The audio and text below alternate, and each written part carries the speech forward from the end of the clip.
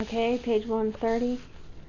Nat was a New Englander too. Had she forgotten? She was almost relieved to hear Hannah's voice on the foot of the ladder.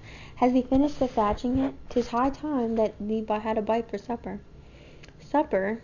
Kit had not even noticed the slanting sun. Is it that late yet? Nat's hand on her wrist detained her as she scrambled toward the ladder. You will come often to see her, won't you? He reminded her. Of course. Kit hesitated.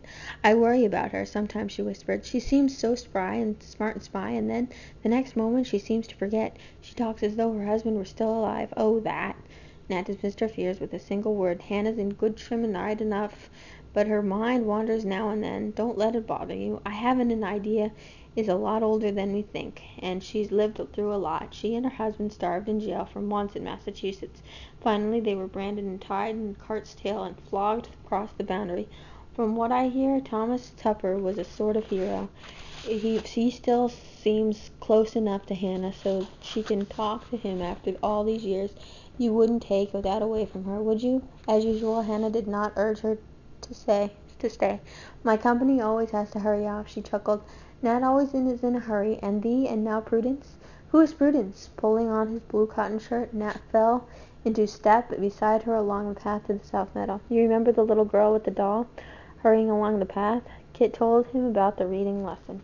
She expected that when they reached South Road, Nat would turn back, but to her consternation he strode along beside her, and even when she hesitated at Broad Street, he did not take the hint.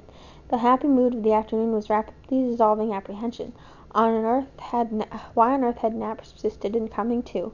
There would be enough explanation without a strange scream to account for, but Nat easily matched her nervous pace with his swinging stride, apparently quite unaware of her desire to be rid of him. There they all were, sitting outside near the doorstep. Then supper must be over. As they drew near, William rose heavily to his feet and stood waiting. Kit, where in the world have you been? Judith spoke up. William has been waiting for ever so long. Kit looked from one to the other, and her aunt's barely restrained tears to her uncle's waiting judgment. There is nothing I can possibly tell them, she thought, except the truth. I've been helping to thatch Hannah Tupper's roof, she said. I'm sorry that I didn't realize how late it was. Aunt Rachel, this is Nathaniel Eaton, Captain Eaton's son from the Dolphin. He was mending on his roof, and I helped him. The family allowed Nat scanty nods of acknowledgment, but William did not alter a muscle of his tight, clenched jaw. The two young men measured each other for a long moment. Nat turned to Matthew Wood. I was at fault, sir, he said, with a dignity Kit would never have given him credit for. I shouldn't have accepted her help, but 'tis a tricky job, and when she came along I was greatly obliged to her.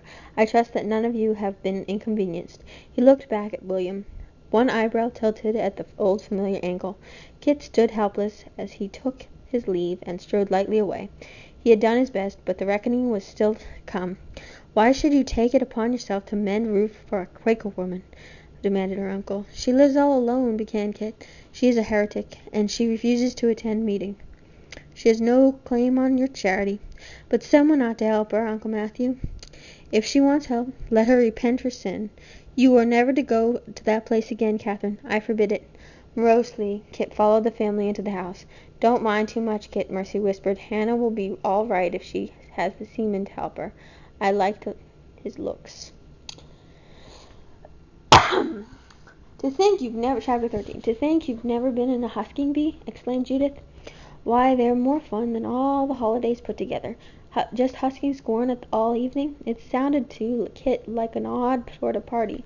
Her arms still ached from resting the heavy ears from the stalks row after row, hour after hour.